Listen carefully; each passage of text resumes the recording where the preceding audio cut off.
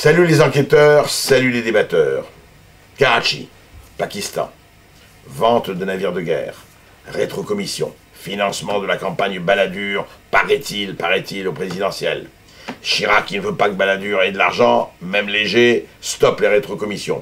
7 ans après, 8 ans après, des ingénieurs français sont tués dans un attentat que l'on dit d'abord terroriste, mais aujourd'hui on dit, est-ce qu'il n'est pas lié à l'arrêt des rétrocommissions? Est-ce que ce n'était pas une vengeance des créanciers pakistanais et autres terroristes du même acabit?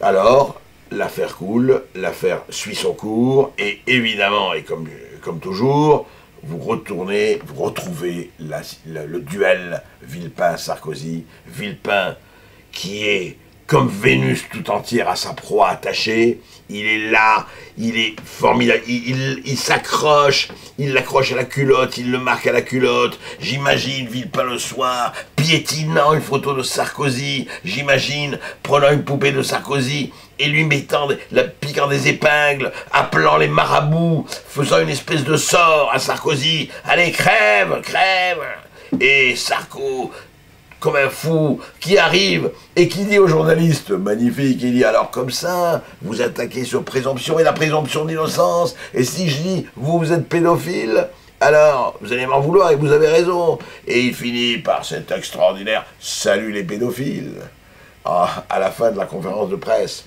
Et alors là, ça devient très intéressant, parce qu'au fond, on est dans un autre rapport à la présidentielle. C'est-à-dire que Sarkozy a vraiment cassé tous les signes extérieurs oraux de la présidence. De casse-toi, pauvre con, à salut les pédophiles, nous sommes dans l'arène du débat et il n'y a plus la fonction présidentielle telle qu'elle était depuis De Gaulle et la Ve République. Et moi je dis que ce n'est pas forcément une mauvaise chose. Il fallait casser tout ça, en tout cas à part De Gaulle, qui lui, que je mets de côté parce que c'est un personnage historique, les autres avaient endossé des costumes trop grands pour eux. Je trouve pas mal que le tailleur Sarkozy refasse un costume sur mesure.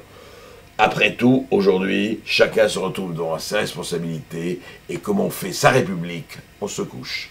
Alors les dormeurs, salut!